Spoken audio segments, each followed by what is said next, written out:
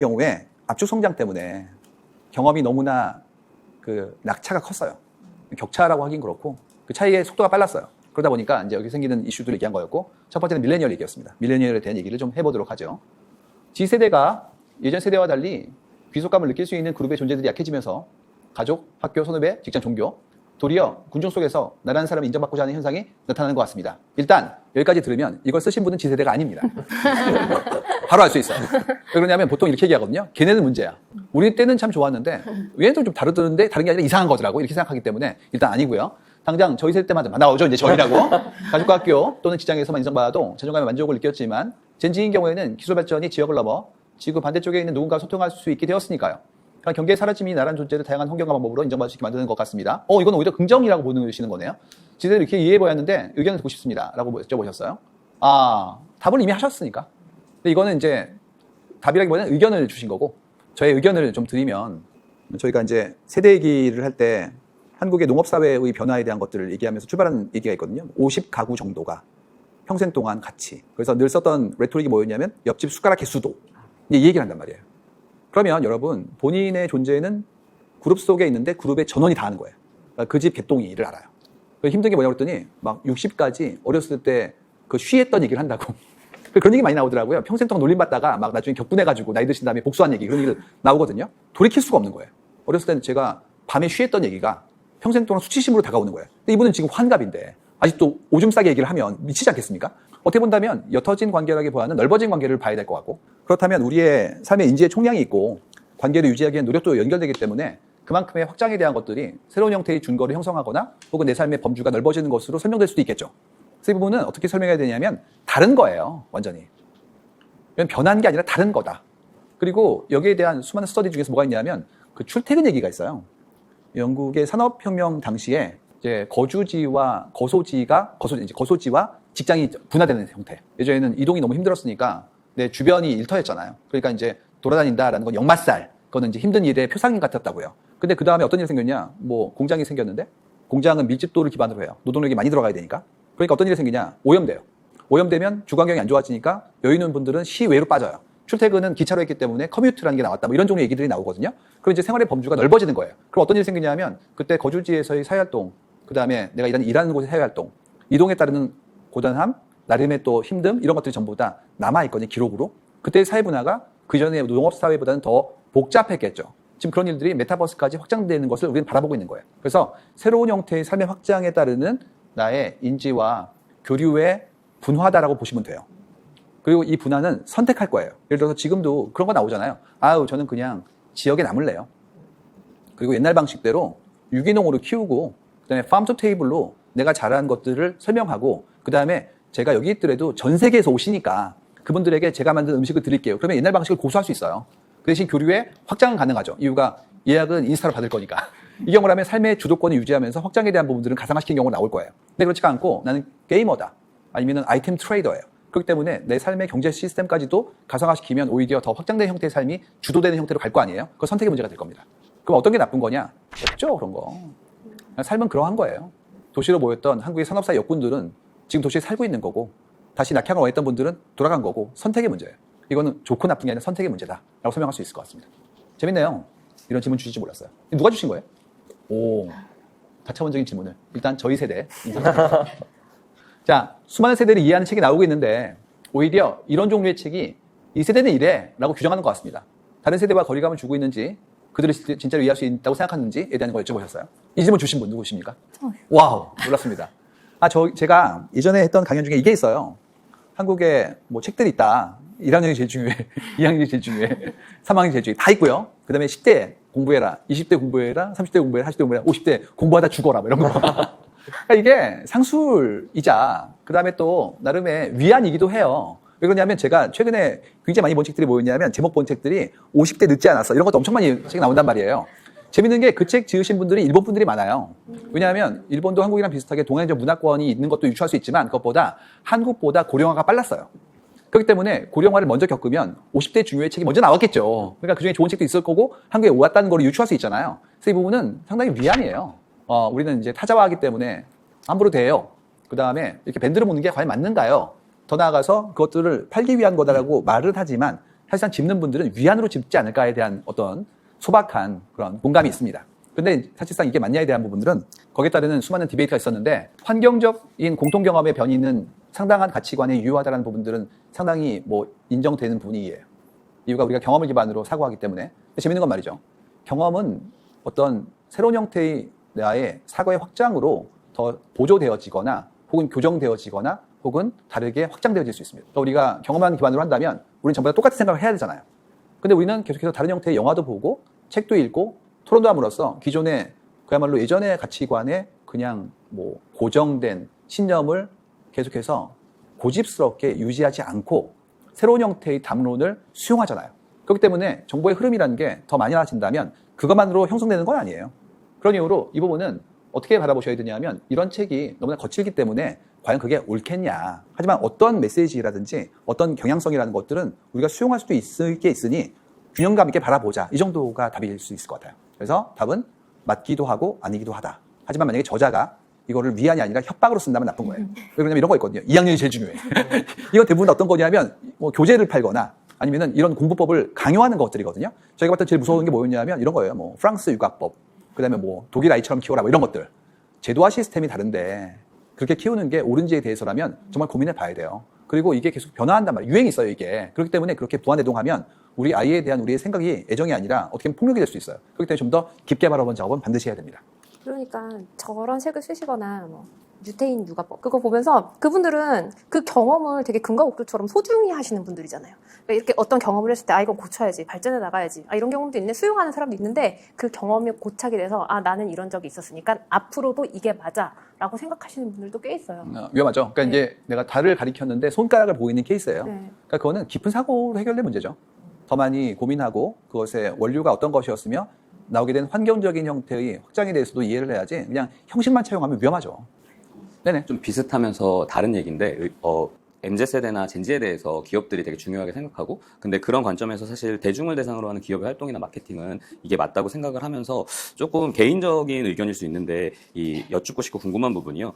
이 오히려 제가 느끼기에는 과거의 세대들은 다음 세대들한테 본인의 문화를 많이 강요했다는 생각을 많이 하기는 해요. 근데 현재 상황을 보면 사실 지금의 젠지라는 사람들을 그냥 지금 젠지의 문화로 규정을 해놓고 오히려 윗사람들이 당연히 그럴 거야라고 규격화하는 게 아닐까라는 반대의 우려도 들더라고요. 그래서 실제로 젠지의 문화에 대해서 존중하고 트렌드에 대한 노력은 하더라도 사실은 개인적으로는 그렇지 않은 친구들도 굉장히 많다 보니까 오히려 그런 부분들에서 반대적인 부작용들이 나오는 것 같은데 부사님 보시기에 어떠신지. 네, 말씀드릴게요. 저는 그 변천하고 계속해서 투쟁을 봤어요. 이게 금방 나온 게 아니고요. 벌써 저는 이제 강연을 오래 했으니까 밀레니얼과 일하는 법에 대한 강연을 요청한 기업이 나온 게 벌써 7, 8년 넘었어요. 왜 그러냐면 밀레니얼이 입사를 한 거예요. 그러니까 그 전까지는 우리끼리 잘 살았죠. X세대 이전 땅 베이비 부머. 이분들 뭐냐면 상명하복. 우리가 남이냐. 그리고 조직을 위해서라면 회사에게 충성심 이런 얘기를 할 때였어요. 그래서 총알단결해서 설비를 기반으로 불철주야. 몇 살 본공하면 나중에 엄청난 그런 리턴이 회사에 왔을 때 너에게도 일원이기 때문에 그만큼의 우회가 이런 레토릭이었단 말이에요. 근데 이제 밀레니얼 분들이 들어오셔가지고 저는 소중해요 얘기하니까 당황한 거예요. 우리도 소중한데? 근데 소중의 프라이어리티가 기업보다는 밑에. 근데 그 다음에 나왔던 분들은 기업도 소중해, 나도 소중해, 같이 소중한 거 아닙니까? 이 나오면서 당황하니까 이분들한테 어떻게 대해야 될지 몰라서 여쭤봤던 거였거든요. 근데 그 다음에 이제 젠지가 나오니까 젠지 분들이 제가 더 소중한 거 아니에요? 이런 얘기를 하시면서 이제 놀란 거예요, 이제부터. 밀레니얼도 힘들었는데 더한 분들이 오셨네? 이러면서 나왔거든요. 근데 예전에도 그런 일은 있었어요. 근데 그분들이 소수였고 그분들이 그 결집이 어려웠죠. 왜 그러냐면 결집하려는 순간부터 나가가 나왔단 말이에요. 근데 지금 어떤 일이 벌어졌냐면 블라인드란 좋은 거에 올리는 거예요. 그리고 사회 선교와 그 다음에 실제로 문화에서도 어울리지 않는 예전 방식의 대우나 처우에 대한 것들이 고발되어지기 시작했거든요. 그러니까 이게 법률로도 문제가 된 거예요. 그러다 보니까 이제 기업들은 어떻게 된 거냐? 두려워하기 시작했어요. 젠지란 무서운 분들이 계셔. 이분들은 우리가 했던 관행을 현재의 문화와의 유격이 생기면 좌시하지 않고 그거를 사법적인 형태의 방법으로 이렇게 고발해. 그러니까 이분들을 속내를 가지고 동등한 사람, 균등한 사람으로 인식하기 어려워진 거예요. 그러니까 피아를 가리기 시작한 거예요. 그러다 보니까 이분들한테 어떻게 대하느냐. 최대한 예의를 다합니다. 뭐 필요한 거 없으세요? 나온 거죠. 근데 이제 그 전에 들어왔던 분이 저도 소중해 그러면 왜 이래? 지난 20년간 나랑 같이 동등했는데 왜 갑자기 너까지 그러니?가 나온 거예요. 그러니까 말이 안 된 거죠. 둘 다 틀린 거예요. 무슨 얘기하는 거냐면 처음부터 동등함을 모두 다 있었으면 문제가 안 되는 거였어요. 근데 안 동등했던 사람들을 가지고 계속해서 유지하려는 생각. 두 번째는 뭐였냐면 새로 들어오신 분들이 정당한 요구를 한 것들을 정당하지 않다고 생각하는 생각. 이 두 개가 다 문제가 된 거거든요. 그래서 이거는 우리가 지금까지 막 살아온 거예요. 그분들이 정당한 얘기를 한 거고 그전까지 정당하지 않게 살아온 거예요. 그렇기 때문에 그걸 교정해야 되는데 그 교정에 대한 기준이 예전 방식에서 나아지지 않은 겁니다. 그래서 이거는 철저하게 우리가 지금까지 함부로 살았다에 대한 부분이에요. 놀랍죠? 네. 그러면 세대론이 이제 마케팅이나 마케팅 분야나 사회를 설명하는 데 있어서 트렌디함이나 이런 것들을 설명하는 데 있어서 여전히 앞으로도 유효할 것인지, 그게 네네. 조금 궁금한데요. 네네. 네. 정말 좋은 질문 주셨어요. 이거는 그러니까 세대론 자체에서 우리가 뭐 사회학적으로 그다음에 이 안에 들어있는 문화의 변천으로 이해할 수 있는 부분들은 있다라는 건 유용성은 맞아요. 근데 그렇지 않고 세대가 이렇다라고 규정하는 건 이거는 굉장히 위험한 생각이에요. 개별자에 대한 인식도 문제고요. 더 나아가서 다름으로 인식해버리면 그게 어떤 문제가 생기냐면 항구적이다라고 생각하는 거예요. 그렇기 때문에 그 전 세대는 면죄부를 받고 새로운 세대는 이러하기 때문에 그렇다라고 규정해서 따로 대하겠다는 얘기잖아요. 그럼 어떤 문제가 생기냐면 그 다음 세대한테 차별이 문제가 아니라 그 전 세대한테 개선의 의지가 없는 거예요. 무슨 얘기냐면 우리 회사 김 부장한테는 계속 함부로 대하는 거야. 너는 X세대잖아. 그러니까 우리가 좀 세게 얘기하거나 험하게 해도 감내해야지. 당신이 젠 G야? 이렇게 얘기하는 거예요. 근데 옳지 않아요. 모든 직원분한테 공평하고 그다음에 정당하게 대해줘야죠. 그런 이유로 이거는 그렇게 규정하는 건 문제가 됩니다. 그래서 너무 잘 질문 주셨는데 그런 식의 어떤 그룹핑은 옳지 않다. 어떻게 될 거냐? 나중에는 그냥 다 같이 훌륭한 분이에요. 그다음에 먼저 태어난 분이에요. 나중에 태어난 분이죠. 그렇기 때문에 수용성에 대한 속도는 차이가 있을지언정 우리가 생각하는 이상적인 사회에 가까이 되도록 좀 더 상대를 이해하고 배려하는 모드로 가게 되는 것이 옳습니다. 정말 좋은 질문이었어요. 네. 그 세대는 이렇다라고 규정을 하는 게 위험하다고 하셨는데 사실 저렇게 규정할 수밖에 없는 이유는 산업이나 마케팅적으로 어떤 정말 트렌드를 이끌고 잠재적인 미래의 고객이기 때문에 현업에서 이제 마케팅을 하는 사람들이나 사업하는 사람들은 10대, 20대들을 잡아야지만 돈을 벌 수 있고 매출을 올리잖아요. 그러다 보니까 계속 만약에 뭐 타겟이 연령대가 높았던 브랜드들은 계속 매출이 감소하니까 매출이 감소하니까 그러면 젊은 층을 공략해서 우리의 고객들을 더 끌어와야 돼 하면서 되게 젠지를 공부하자 이렇게 좀 많이 가거든요. 그리고 저도 이제 마케팅을 하면서 나이를 먹다 보니까 왜 예전에 먹혔던 방식이 안 된다. 그러면 결국 요즘 10대, 20대들, 젠지들을 공부해야 대로 케이스 스터디로 넘어가게 되는 거예요. 그러다 보면 결국 그런 리포트들, 뭔가 그런 책들에 의존하면서 좀 공부를 하게 되고 요즘 젠지들이 왜 이렇게 행동하지? 이렇게 이제 계속 흐름이 좀 움직이거든요. 그래서 저는 이럴 때 어떤 식으로 좀 브랜드들이나 마케팅에서 좀 데이터를 어떤 식으로 보고 저런 규정된 것들을 어떤 거는 좀 참고하고 이걸 어떻게 해야 되는지 그게 조금 궁금합니다. 가장 현실적인 질문을 주셨어요. 실제로 프랙티컬리 제가 받는 질문도 그런 내용들 중에 일부를 받아요. 지금은 여러 가지의 다양한 질문을 한꺼번에 주신 거거든요. 이거는 1시간 넘게 걸릴 거예요, 대답이. 왜 그러냐면 층위가 달라요. 예를 들어서 이런 거예요. 사람들 중에서 젊은 분들에 대한 우리의 관심과 거기에 따르는 어떤 우리의 변화가 요구됩니다라는 건 늘 그랬어요.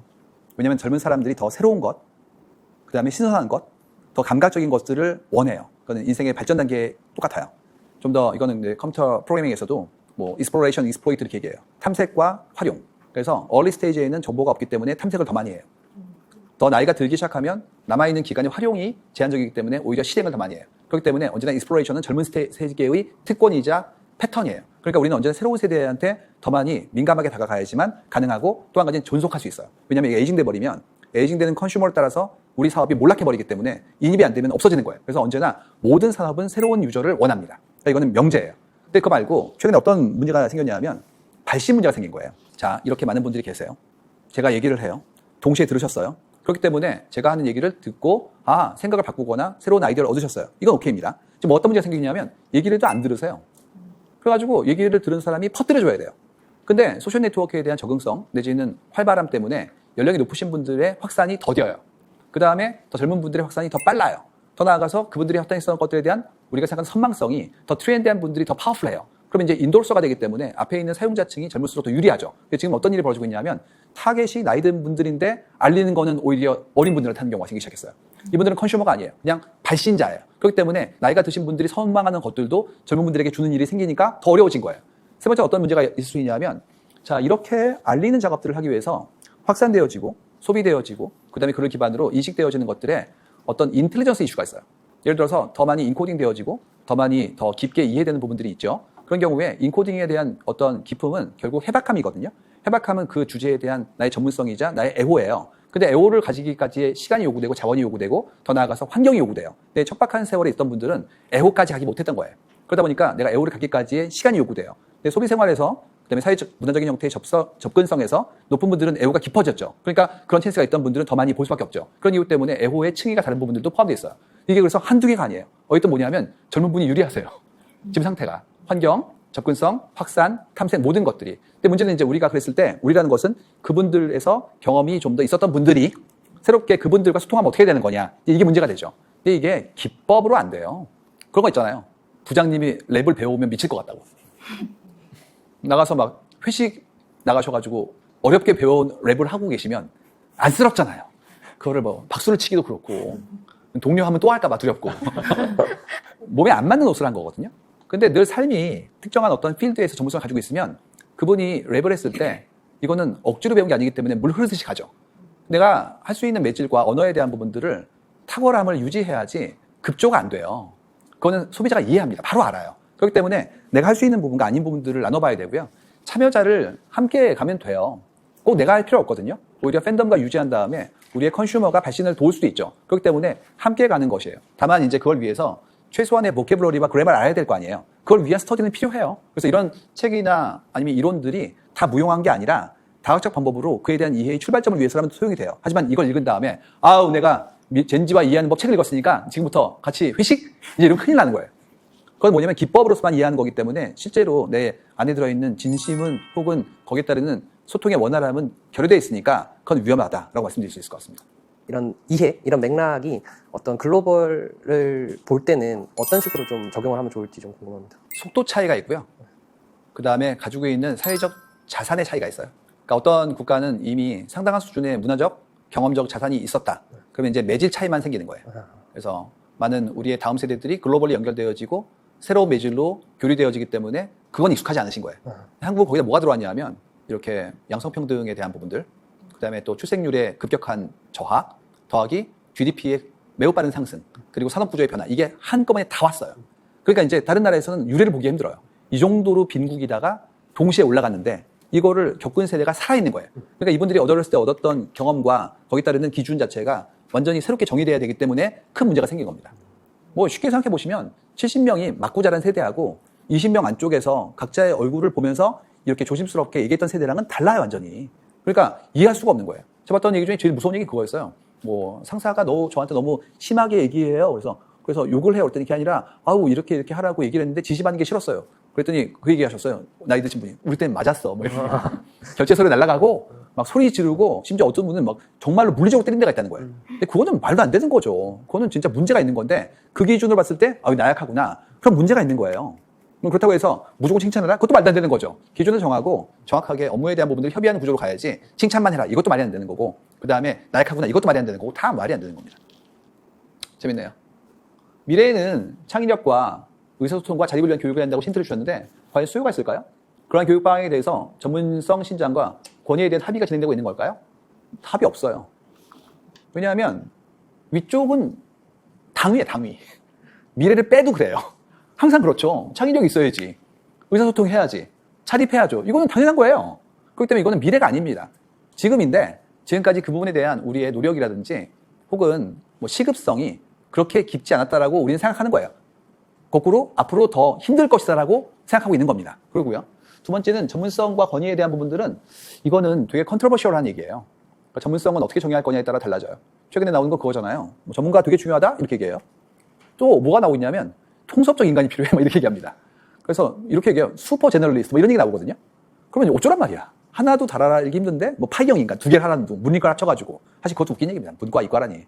한국에서 한 얘기고 다른 데는 얘기도 안 하는 걸. 더 나아가서 뭐 몇 개는 문과에 이런 얘기 나오고 있고 심지어 나아가서는 기술과 지능과 재능은 아웃소싱하고 오히려 이해에 대한 부분은 해가 이렇게 막 나오잖아요. 이거는 내가 뭐 할 거냐의 문제예요. 내가 깊은 아래로 가겠다. 그럼 그때는 하나의 토픽에 천착해서 평생 가는 거예요. 근데 그렇지가 않고 이걸 연결시켜서 커넥터 역할을 하겠다. 그때는 오히려 상호 의사소통에 대한 부분들 더 많이 가야 되는 거죠. 뿐만 아니라 그 넘어선 형태의 나의 종합적 사고가 인류의 전임이란 문제를 풀겠다. 그때는 통섭적 사고를 기반으로 한 더 높은 수준의 이해로 가야 되는 거예요. 그래서 이거는 목표의 문제라고 볼 수 있을 것 같고요. 그 다음에 권위에 대한 부분들은 이거는 모르겠어요. 권위라는 단어가 너무나 다양하게 이해될 수 있기 때문에 근데 이게 권위주의의 권위로 가면 안 되는 거죠. 그게 아니라 당기가 했던 전문성에 대한 사람들의 믿음을 근간으로 한다고 한다면 그 권위는 새롭게 정의될 것 같아요. 데이터가 있고 증거 기반으로 움직이고 있고 사회현상에 대한 부분들도 경험적인 것보다 이제는 더 구조적인 형태의 것들로 이전이 보이고 있기 때문에 권위를 과연 개인이 가져갈 거냐에 대한 부분들을 고민해 봐야 될 것 같습니다. 이 질문은 제가 드렸는데요. 네네. 창의력과 의사소통과 자립 이런 것 또한 어른의 세대에서 아이들을 봤을 때 미래 사회에 적응하려면 네. 창의력이 있어야 돼. 네네. 소통을 할 수 있어야 돼. 자립을 해야 돼라는 네. 아이들의 의견을 무시한 어른들의 이제 안정적인 직업을 가졌으면 좋겠다. 이런 소망이 담겨 있는 게 아닌가라는 생각이 들어요. 창의력과 의사소통과 자립, 물론 인간적으로 굉장히 기본적으로 갖춰야 될 거 하긴 한데 저게 왠지 기업에서 요구하는 것 같은. 아이들한테 이미 그런 품성을 쌓아서 기업으로 와 미래 사회에 대비해 이런 것 같은 느낌을 저는 요즘 받아서요. 그런 질문을 드렸던 거예요. 그러니까 저는 이제 그 자전과 생존이라고 얘기하고 싶거든요. 도움을 안 받고 살 수는 없어요. 하지만 도움만으로 살아갈 수도 없죠. 그렇기 때문에 그만큼의 독립성, 주체성을 얻기 위한 작업을 하려면 저게 필요하죠. 근데 그거를 예전에는 어떻게 얘기했었냐? 예전에는 얘기를 했지만 안 들었고요. 그 다음에 조직과 시스템이 저거를 해줄 것으로 희망했죠. 그렇기 때문에 우리의 교육은 어느 학교에 갈 거니와 어디에 직업을 얻었니로 점철되어 있었다고요. 근데 이제 그렇지가 않다는 얘기예요. 이유가 조직과 시스템도 예전 같지 않고 다변적 사회에서 그만큼의 안정성은 불가능하다는 걸 알아버린 거예요. 그러니까 어른들이 지금 불안하니까 아이들한테 그걸 자꾸 주고 싶어 하죠. 네. 이게 계속 반복되고 있는 거예요. 내가 안정적이지 않기 때문에 상대에게 그걸 원해요. 근데 사회가 안정적이지 않기 때문에 내가 안정적이지 않으니까 아이들도 마찬가지라고요. 그러니까 불가능한 거를 지금 원하고 있단 말이에요. 그건 이제 문제가 있는 거죠. 그래서 이건 어른의 불안감이지 아닐까라고 저는 조심스럽게 얘기하고 싶어요.